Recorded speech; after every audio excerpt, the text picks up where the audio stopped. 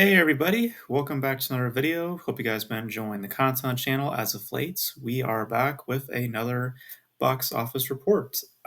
Excuse me if the quality on this is maybe not the best. I'm just shooting at night. Um, and yeah, so we are here for another box office report. So let's just dive right on into this. Sorry, I got a little tongue tied there. So let's get into this.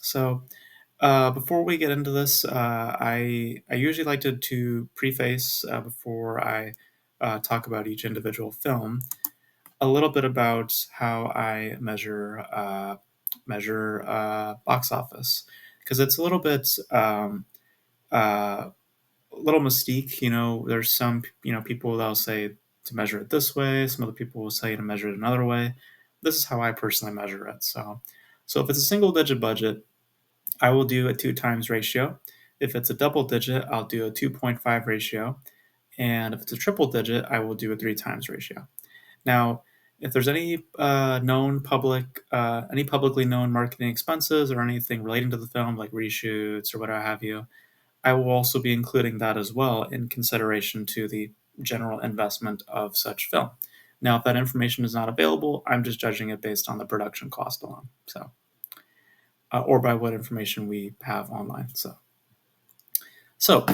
oh, sorry. So, hopefully that's all clear. And yeah, so now let's just dive right into this. So, May was an interesting month.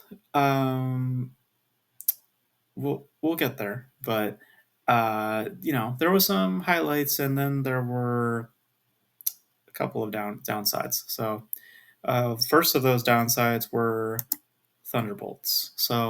We did a review of this on the channel. I actually found it to be enjoyable. Um, this came out on May 2nd, 2025, obviously distributed by Disney. And how is it doing so far? Not too great.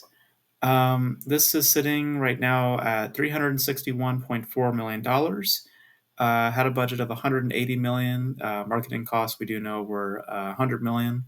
So an investment of at least $280 million. And if it's a triple digit on my scale, I'd times it by 3. So this would have to do at least $840 million. Clearly, that is not going to be the case. Uh, I believe it is lower than Captain America 4. So yeah, and there are many reasons for this. Obviously, by title alone, no one knows what the hell Thunderbolts is. By cast, also, a lot of people don't know who these people are. Um, and we know that was we know that was an issue because Marvel ended up changing some of the marketing after the film came out and put in the secret title, the New Avengers. They tried to market that in to try to strum up some interest. Clearly, that didn't work. But yeah, I always found this weird to be put in the start of the summer. I thought this would be like something you'd put maybe in the March release, like you changed Captain America's release and put Captain America here rather than Thunderbolts being here, because it wasn't a really screaming of a summer release. And even watching the film as it is, it's not necessarily summer caliber. Um, but yeah, there was a lot of things stacked against it. Also, of course, fatigue has been forming now for a couple of years. So yeah, man, Marvel is not having the greatest year, and it sounds like it's probably going to continue with Fantastic Four, but that's to be seen. But yeah, Thunderbolts clearly did not resonate. So yeah, another failure for the Marvel camp.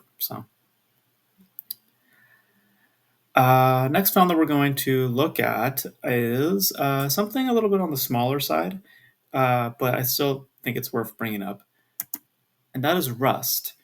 Rust, of course, we've talked about a few times on this channel, involving the tragedy that was with Helena Hutchins. Uh, saw the light of day and came out the same weekend as Thunderbolts. I believe it went straight to digital because, uh, yeah, yeah, this flopped hard in theaters, and rightfully so because I never have understood why this movie needed to come out to begin with. So yeah, only made about $26,000 from its theatrical run as a budget of 8 million. So it needs to do at least 16 million to break even. Highly doubt that's the case for the film. I don't think anyone's flat out just caring, and I don't think anyone really should care. In all honesty, I did a whole video about why I don't think this movie should have been made or should be released at all.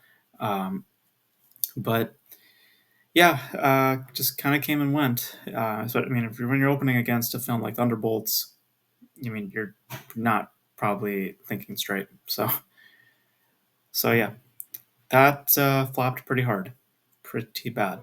So next film we're going to discuss, I believe, is from Warner Brothers. I believe that film is Final Destination: Bloodlines. This was released on May 16th, distributed by Warner Brothers, and this film has been doing very well. This has grossed so far $229.3 million. This has a budget of at least 50 million. We don't know any marketing expenses that are attached to the film, so only knowing that of the 50 million price tag, this had to break even to 125 million, so has surpassed that. So doing very, very well for the company. A much needed win again because the company has been in kind of a free fall period. So this with Minecraft and with Sinners, definitely seen a little bit of a comeback story for the current regime. So good on them. Again, they definitely needed some wins. Uh, so yeah, so good on them because this is definitely, definitely profitable. Very, very profitable. Next film we're going to be discussing is Hurry Up Tomorrow. This was the weekend film that came out. The film that was in conjunction with his album, which also carries the same name. This was distributed by Lionsgate, and well, did not do all that well. This has grossed so far 5.9 million and only carries 15 million as a budget. We don't have any marketing expenses attributed to the film, but it only carries a $15 million expense, so it only would have to do 37.5 million. But it's clearly not the case. Clearly not going to be happening. Drop off period. It seems like nobody is caring to see it. Um, so yeah. Also, critical reception probably also didn't help because I've been hearing a lot of negativity towards the film.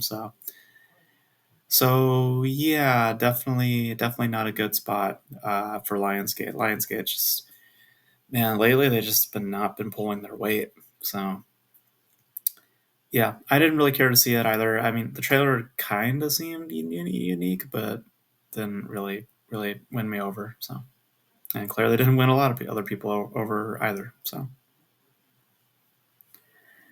Next film we're going to be discussing is Mission Impossible. So now we're getting into the big weekend of the May period, which was, of course, Mission Impossible versus Lilo and Stitch. Mission Impossible: The Final Reckoning,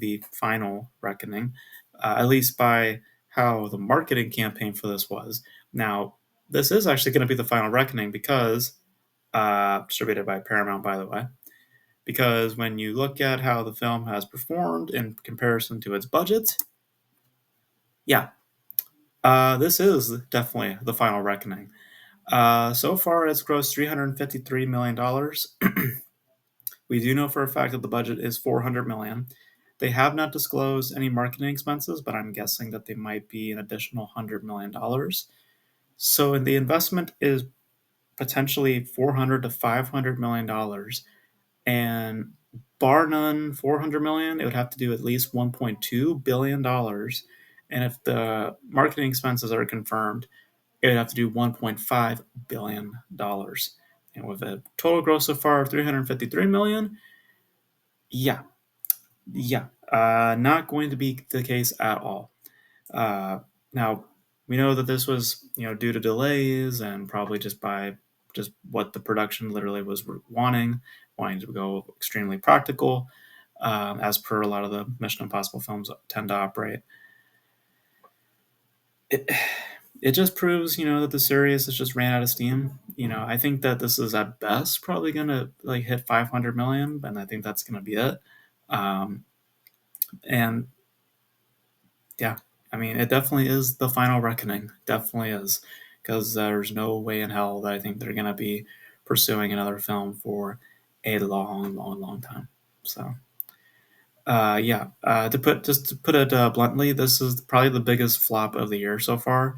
Uh, Worse than Snow White, because Snow White doesn't have as high of expenses compared to Mission Impossible. That might not be true, just because Snow White I think has uh, made even less compared to this. So, um, but just by cost alone, Mission Impossible definitely takes the cake. So. Now to its competition that same weekend, Lilo&Stitch, of course, distributed by Disney. This had the opposite effect that Mission Impossible had, because it's doing very, very well. Has grossed so far $610.8 million, had a budget of $100 million with marketing cost of $100 million as well. So has an investment overall $200 million, and by my scale, it would need to break even at least by $600 million. So clearly, it's become profitable. It's going to probably maintain being number one uh, by this upcoming weekend, because I don't see that John Wick film doing much of anything. So I wouldn't be surprised if this ends up sitting at like 800 million when it's all said and done. So very, very profitable. Wouldn't be surprised if the sequel is also in the works.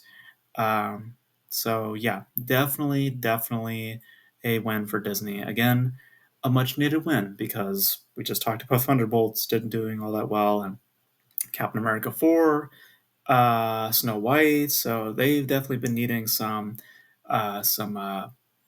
definitely been needing some positivity in the company late. So Lilo and Stitch is definitely now one of those bright spots that they can talk about from this year. So. So moving on from that, let's talk about Friendship. We just talked about this film. I thought it was very good. It was actually my personal favorite film of the year so far. Released on May 23rd, distributed by A24. So came out the same weekend as Mission Impossible and Lilo and Stitch. And we don't know exactly the production cost. I've heard 7 million. So that's what I'm going to go with. Um, so it'd have to break even at least 14 million. So far, it's actually made 10.6 million. So I I don't necessarily think it will reach it. So I'm calling it a failure, just because I just don't think it will really hit those marks. Especially because now we're getting into the big summer season. Now we're getting into major hitters like How to Train Your Dragon and other things are going to be coming out soon. So I don't think a film like this is going to get a whole lot of attention. Um, but maybe I'll be wrong. But we'll have to wait and see on that. I'm predicting probably not. So now, moving on from that, let's talk about Karate Kid Legends. This came out this last past weekend, May 30th, distributed by Sony Pictures, and did not do all that well.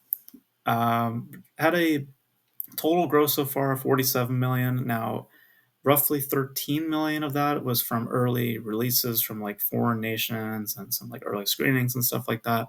So technically in North America, it's opened even less than that. So like about like I think I read like 20 million, something like that, and then with the additional foreign release, so basically like a 30 something million-dollar opening. So had a budget of 45 million, no disclosure on the marketing expenses. So per that, times that by 2.5, the film would have to make at least $112.5 million. So clearly not going to be happening. And I spoke about this with my brother, that Karate Kid as a brand is built for television now. I mean, yes, it has a legacy with in film, but uh, it's just developed itself now into television. Cobra Kai as a show has lasted on television now for the past couple of years. and that's the only thing relating to Karate Kid. There were no Karate Kid films being made during that time, and from that, that's where it now resides. Is that on television, on streaming? And I really think a film like this should have just came out on Netflix, like just be an exclusive, because clearly there's not a big fan base for Karate Kid. I mean, Karate Kid is not Rocky. I've said that before, and maybe they think that that was the frame of mind of releasing it in theaters. I think that was poor judgment if that was the thought process, because it's just not the same audience and it's just not the same type of franchise. So yes, its origins are from Rocky, the original film. The script is based off of a Rocky script, but it doesn't have that kind of legs that Rocky does, and the results prove that. So yeah, so this is not going to really end up doing much, and I would seriously doubt seeing another Karate Kid film in theaters for the near future. So maybe on streaming, but definitely not in theaters. So all right, next film we're going to discuss is The Phoenician Scheme. Now, this has not had a wide release yet. The wide release is actually next week, but the reason why I'm bringing it up now is because seeing as how it's doing here to on the limit scale, and just by what's coming out down the pipe, I don't see this doing all that well. So far, it's done 6.2 million. So again, that's on a limited theatrical release. We don't know the production cost. I've been hearing 35 million, so I'm just gonna go with that. Um, so by that, it would have to do 87.5 million. I just don't think that Wes Anderson is that big of a draw anymore. I think that he's more for the cinephiles, for some of the exclusive film fandoms, film community types, and that's just more of a niche audience nowadays. Um, and I doubt that something like this is, especially with a cast like that. 35 million seems kind of reasonable. Um, yeah, I just don't see that happening. And also, this is playing against the John Wick film, so between the two, I think that John Wick's going to get more attention than a film like this. So yeah, so I'm just discussing it now because I just don't think that it's going to really shape up in the next coming weeks. That's just my opinion on that. So, and then finally, we're going to talk about Bring Her Back. This is the new film from the directors of Talk to Me, the horror film that came out a few years ago that people really enjoyed. Distributed once again by A24, and again, I think that this has not had a wide release yet. It might have. I'm not entirely sure, but per some of the results, it's clearly not resonating. Total gross so far of 7 million. It has a budget of 15 million, so times that by 2.5. Film would have to do at least 37.5 million, bare minimum like 30 million. So I don't think that's going to be the case here. So it's got some good reception going on, but uh, clearly just not one that is not one for a lot of people to check out. I mean, it doesn't seem like a lot of people are interested in it. So we'll see. Maybe next week when it's in a more wider release, maybe then it'll get some bigger buzz. So I mean, of all the films that I've mentioned so far, the ones that have yet to turn a profit, this one I can see actually doing the most. I could see that it actually has the biggest chances to potentially turn around and do well. But by how things are right now, doesn't seem that's the case. So. So that is 10 films that we have discussed from the month of May. And if you were keeping your count, only two of them did well. That was Final Destination and Lilo&Stitch. Everything else did not do well. So I should have changed that. Sorry, not April. It's meant to be May. Um, but yeah, dude, not not a great month. Really, not a great month. Some good stuff for Warner Brothers and Disney, two companies who've desperately been needing some kind of success stories. So I mean, that's good news for them. But for the rest of the companies, also including Disney in that equation, yeah, not too great, not too great, especially for A24. I mean, they're just always lately just not been turning much for profit. So that's probably why they're going for bigger films like Elden Ring and other stuff, try to strung up interest for their company, rather than keeping it to their specific indie roots. Now they're trying to go mainstream and shit. So, but per the year so far, how things match scale up. We have now 12 films that have turned profit compared to the 37 films that have not turned a profit. So yeah, man, it's still a pretty rough year. So we'll see how things shape up in the summer. But yeah, it's been pretty grim.